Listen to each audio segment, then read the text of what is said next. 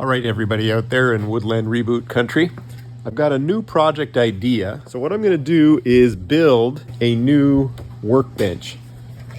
It's not to replace this work surface, but I need another work surface in here. And what I'm thinking is not as big as this one. It won't be as long. Maybe it'll be 7 feet long.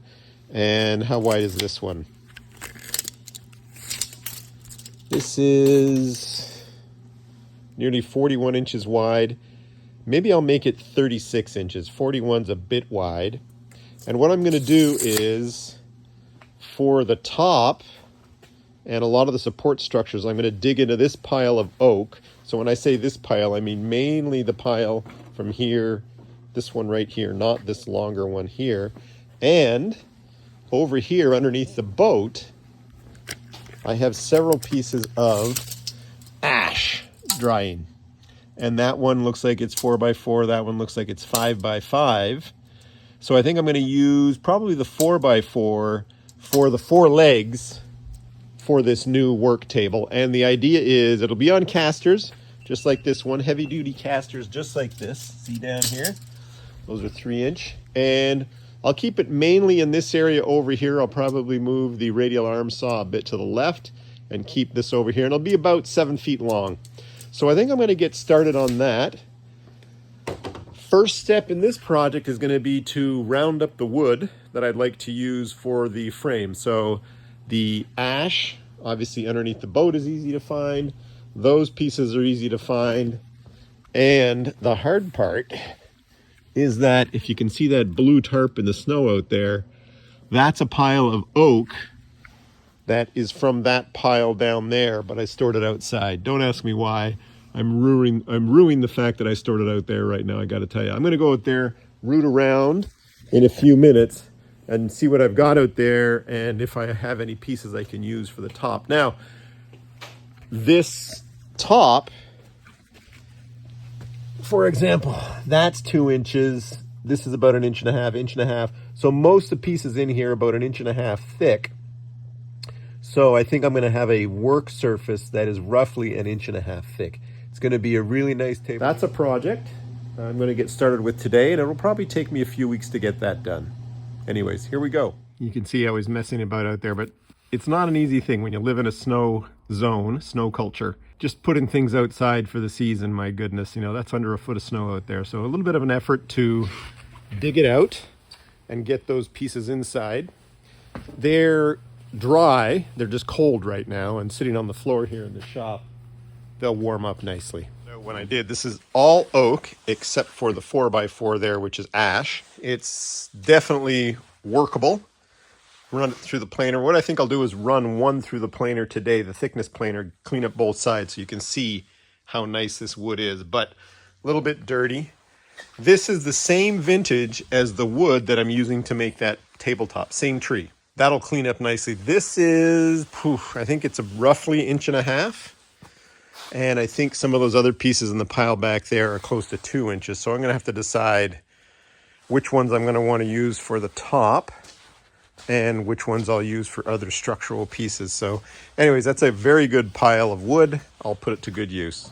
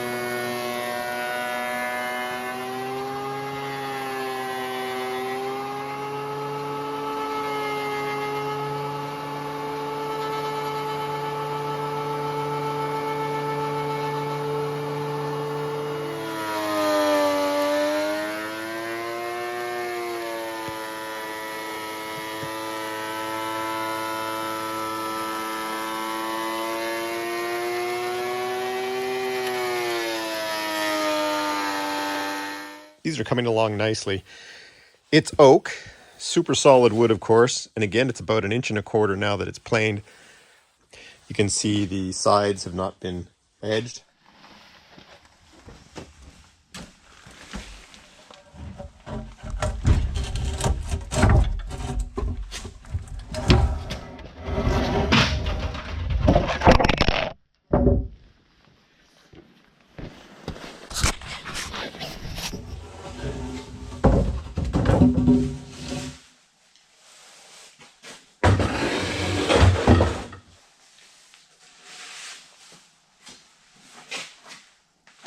A nice piece of elm. It's not exactly straight. The legs are going to be 29 inches in length each, so we're going to cut that bow out of this sucker.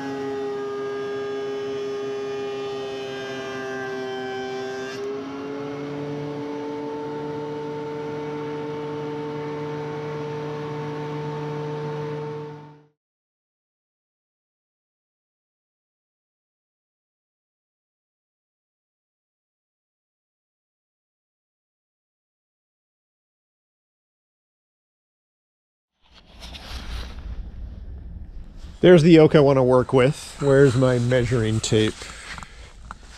Right here. Let's see how long these ones are here. So these ones are just over 6 feet.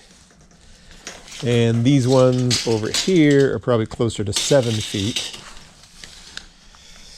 Yep, 7 feet there. So I think what I'm going to do is use these ones for the rails and these ones for the top. And like I said, I've got these ones down here that can be used for the lower shelf. And in terms of width, lower shelf 20 inches,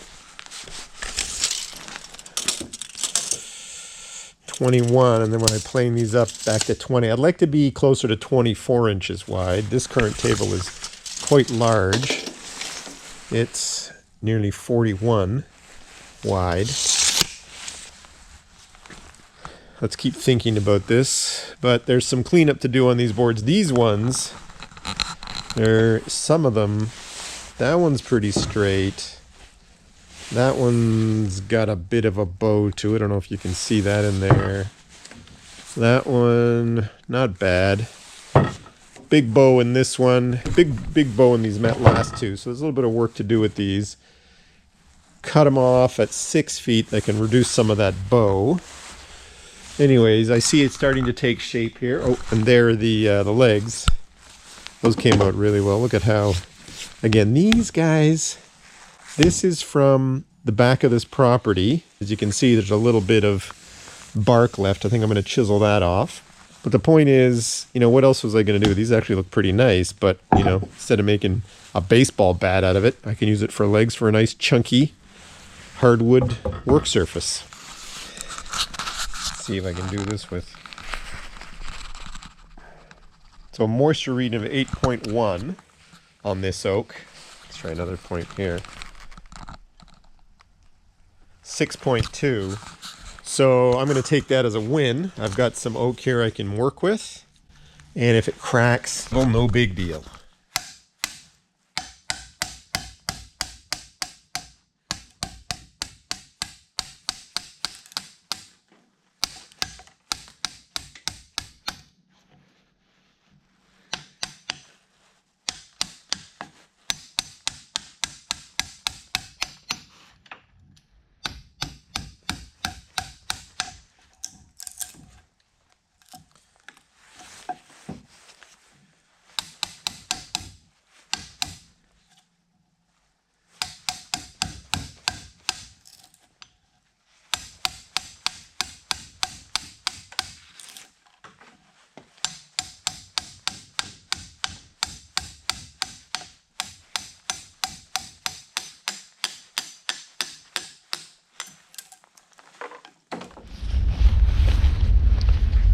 Let's dress up these pieces using the jointer and the thickness planer.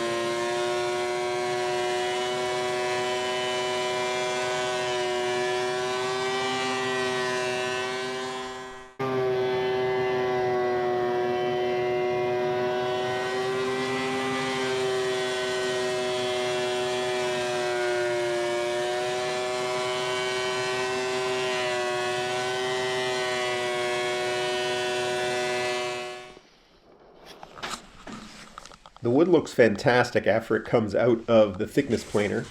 There are definitely some knots here that I'm going to have to fill with some epoxy. This one coming up here is quite bad. I'll have to clear this out. And then, like I said, I'm going to fill that with epoxy. Overall, I'm really pleased with the way these came off the edger and the thickness planer. Let's run these other boards through the thickness planer.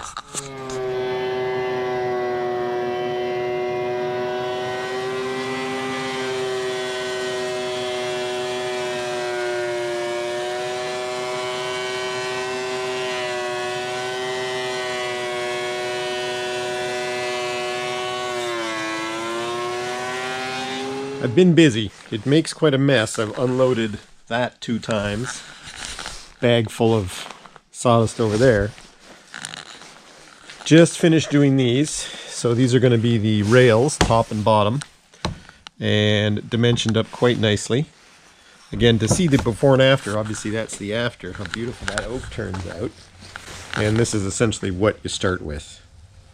You know, this stuff has been drying for 4 to 5 years. It's the same wood that I used to build the table that now sits in my home in Ottawa.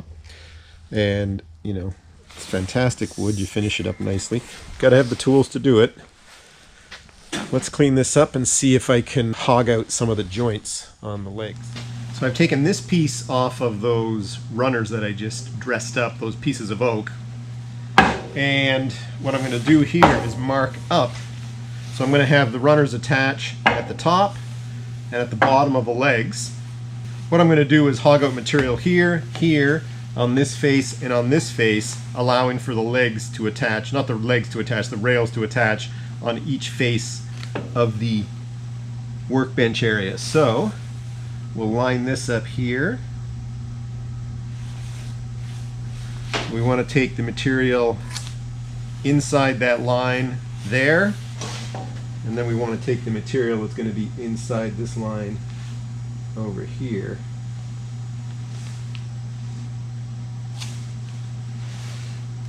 And the same thing here and here. Now, This leg here, I've cleaned up this face and this face.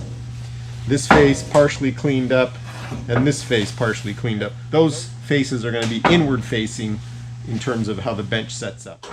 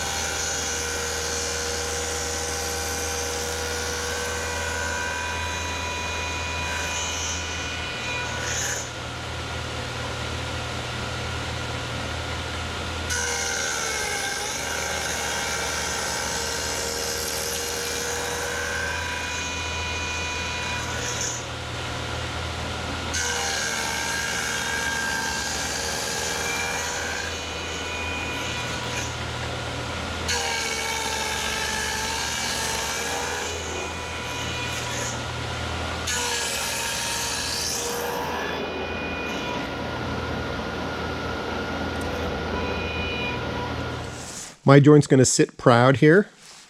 My dado blade doesn't come out of the table high enough to be able to get, come up about 1/4 of an inch short to get it all the way in there. Importantly, it's super flush right up here on the top. And so the idea now is to hog out this area right here and allowing that other member to come in there, making that 90-degree joint up top with some rabbeting joint as well. This is going to be a little bit proud. I think that'll look okay in terms of design.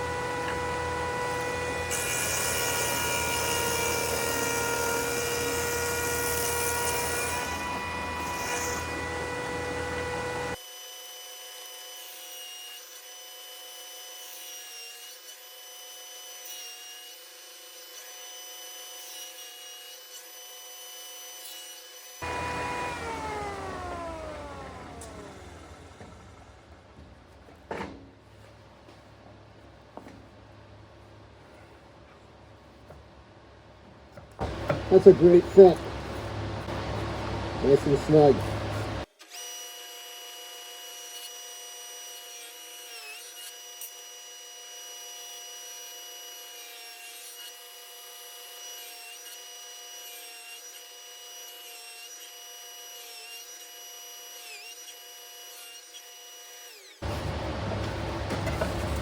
Another good one. Nice.